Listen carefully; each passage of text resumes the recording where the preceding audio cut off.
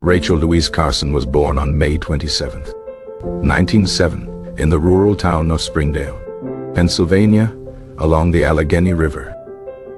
Her mother, Maria, instilled in her a profound love for nature and the living world from a very young age. As a child, Rachel was a voracious reader and a gifted writer, finding solace and inspiration in books and the natural environment.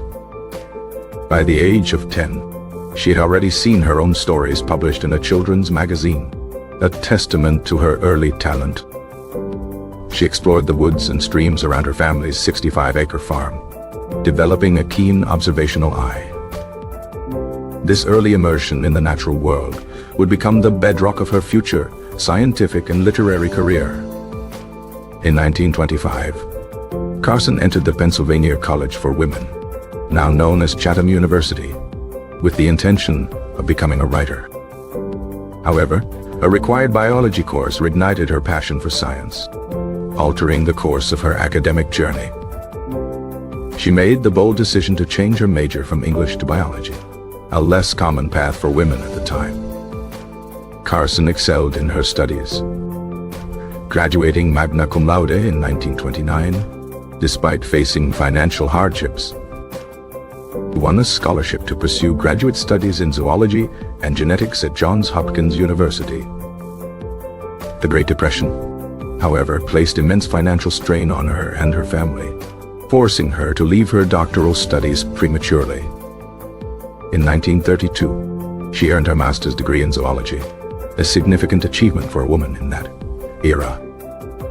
To support her family, Carson took on various roles, including teaching and writing for the U.S. Sub-Bureau of Fisheries. Her writing for the Bureau, intended to be radio scripts, was so lyrical that her supervisor encouraged her to submit it to magazines. This led to the publication of her essay, Under Sea, in the Atlantic Monthly in 1937, a pivotal moment in her career.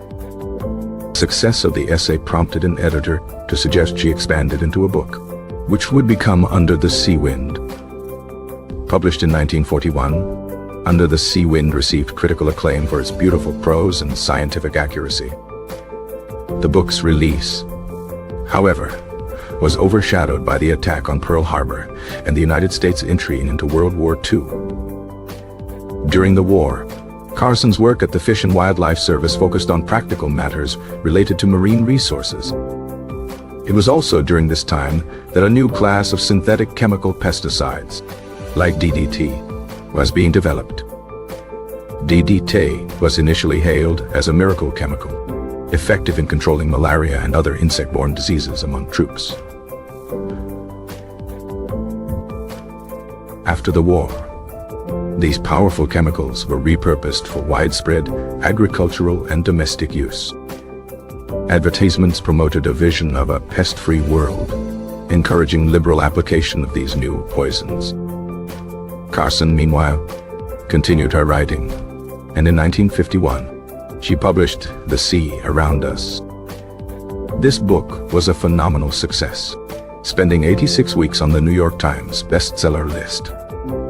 It won the National Book Award and made Rachel Carson a household name, celebrated for her ability to blend science and poetry. The financial security from its success allowed her to resign from her government job and dedicate herself to writing full-time. Next book, The Edge of the Sea, published in 1955, continued her exploration of marine life and ecology. Even as she celebrated literary success, Carson was becoming increasingly disturbed by reports of environmental damage. She began receiving letters from people across the country detailing the death of birds and other wildlife after pesticide spraying. A pivotal moment came in 1958 when she received a letter from her friend, Olga Owens Huckins, from Duxbury, Massachusetts. Huckins described how her bird sanctuary had been devastated after the state aerially sprayed for mosquitoes with DDT. This personal account from a trusted friend galvanized Carson into action, convincing her she had to address the issue.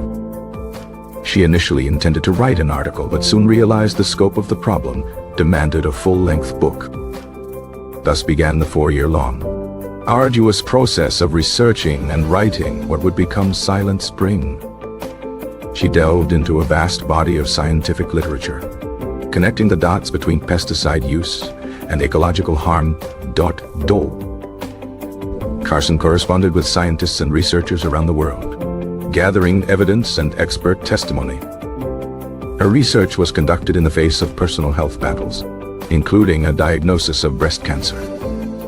She endured debilitating radiation therapy, often working through pain and exhaustion to complete her manuscript. Carson understood that she was challenging powerful, entrenched chemical and agricultural industries. She meticulously checked every fact, anticipating the fierce backlash her work would provoke. The title, Silent Spring, was meant to evoke a chilling future where birdsong had vanished due to pesticides. In June 1962, excerpts of the book were serialized in the New Yorker magazine, creating an immediate sensation. Articles generated a flood of public interest and alarm, setting the stage for the book's official release. Even before its publication, the chemical industry launched a massive campaign to discredit Carson and her findings. They funded studies to refute her work and attacked her as a hysterical woman and a sentimentalist. A Velsical chemical company lawyer threatened Houghton Mifflin with a libel suit if they proceeded with publication. Despite the threats, Silent Spring was published on September 27, 1962. The book's opening chapter, A Fable for Tomorrow, painted a grim picture of a town blighted by poison. Carson systematically explained the science of how pesticides like DDT accumulate in the food chain. She described the concept of biomagnification, where toxins become more concentrated at higher trophic levels. She documented the devastating impact on bird populations, particularly raptors like the bald eagle. Carson also raised concerns about the potential effects of these chemicals on human health, linking them to cancer. She did not call for an outright ban on all pesticides, but advocated for responsible and limited use.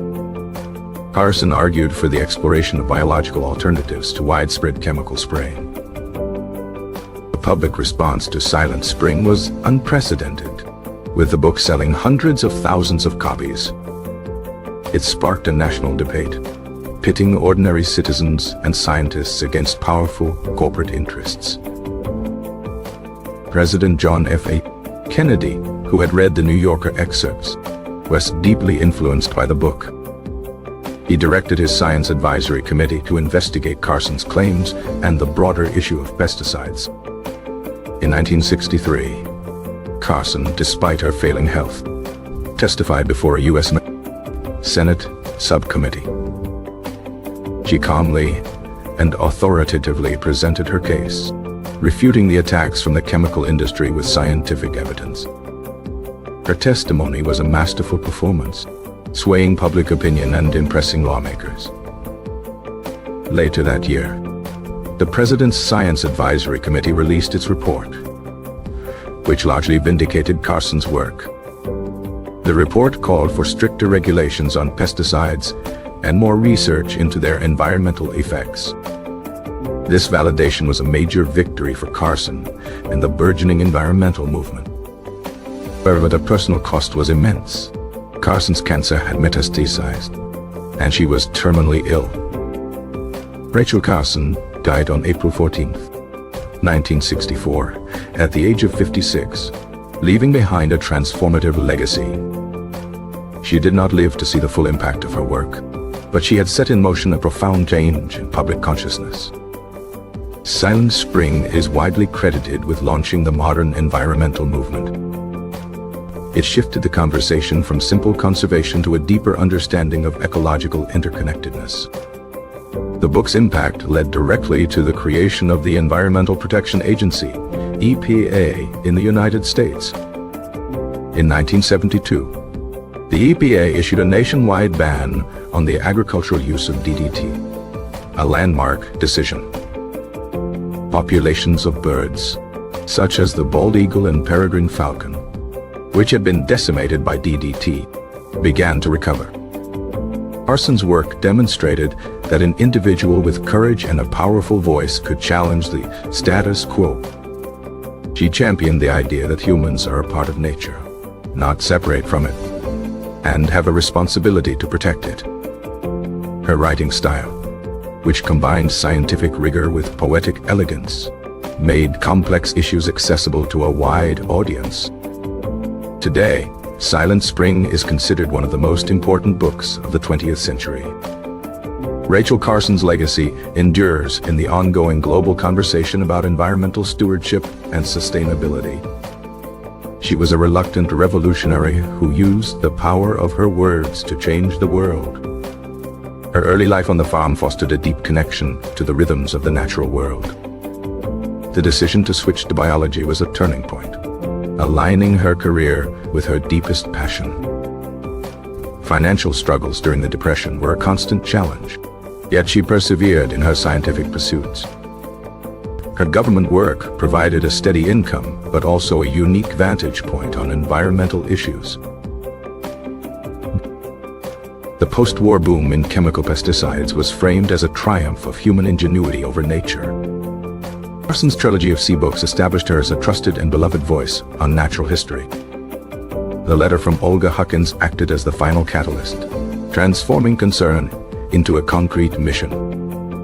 She built her case like a prosecutor, assembling an irrefutable mountain of evidence against chemical pollution. The chemical industry's response was not to engage with the science, but to attack the scientist. They underestimated her resolve and the power of her meticulously crafted argument. The serialization in The New Yorker was a strategic masterstroke, building immense public anticipation. The book's message resonated deeply with a public increasingly uneasy about the hidden costs of progress. President Kennedy's involvement elevated the debate to the highest levels of government, ensuring it could not be ignored. Her Senate testimony, delivered with quiet dignity, was a powerful counterpoint to the industry's loud condemnations. The vindication by the President's committee was a testament to the power of independent science. Her death in 1964 was a profound loss, but her work had already become immortal. The grassroots activism inspired by Silent Spring led to the first Earth Day in 1970. The recovery of the bald eagle became a potent symbol of what was possible when environmental warnings were heeded. Carson's ecological perspective is now a fundamental part of modern environmental science. She taught us that what we spray on our fields can end up in the cells of a fish 1,000 miles away. Her courage in the face of overwhelming opposition continues to inspire activists and scientists today. The world is audibly different and safer because one woman dared to expose a silent spring. From an early age, Carson's mother taught her the names of the birds and the secrets of the woods. Her first published story at age 11 was about a pilot in the clouds, showing her early imaginative power. The family farm was not prosperous, but it was rich in the natural wonders that fueled her curiosity. At college, her biology professor, Mary Scott Skinker, became a crucial mentor and lifelong friend. The transition from writing to science was not an abandonment of her first love, but a fusion of her two greatest talents. After her father's death, the burden of supporting her mother and sister fell heavily on her shoulders. Her radio scripts for the Bureau of Fisheries were designed to make marine biology interesting to the general public. World War II research accelerated the development of many new technologies, including potent insecticides. The initial public perception of DDT was overwhelmingly positive, seen as a victory in the war against disease. Carson's success with the sea around us gave her a public platform and a reputation for impeccable research. She built her dream cottage in Southport, Maine, a place where she could observe the sea she loved so dearly. The adoption of her grandnephew, Roger, brought new joy and responsibility into her life. She gathered stories of ecological damage from a network of scientists, bird watchers, and concerned citizens. Her work on Silent Spring was a race against time, as her cancer progressed relentlessly. The chemical industry's preemptive attacks were a sign of how much they feared her message. The book's elegant prose made the complex science of toxicology understandable to everyone. She was accused of being an alarmist, but she argued that true alarm was necessary. The book became a rallying point for a new kind of environmental consciousness. Her critics tried to portray her as an enemy of progress, but she defined progress differently. The Senate hearing room was packed with reporters, a sign of the immense public interest in her testimony. The success of Silent Spring was not just in its policy impact, but in its ability to change hearts and minds. Posthumously, she was awarded the Presidential Medal of Freedom, the nation's highest civilian honor. Her work inspired a generation of scientists to study ecology and environmental toxicology. The debate she started over chemical use, risk, and regulation continues to this day. Rachel Carson's voice, though silenced in 1964, continues to speak for the natural world.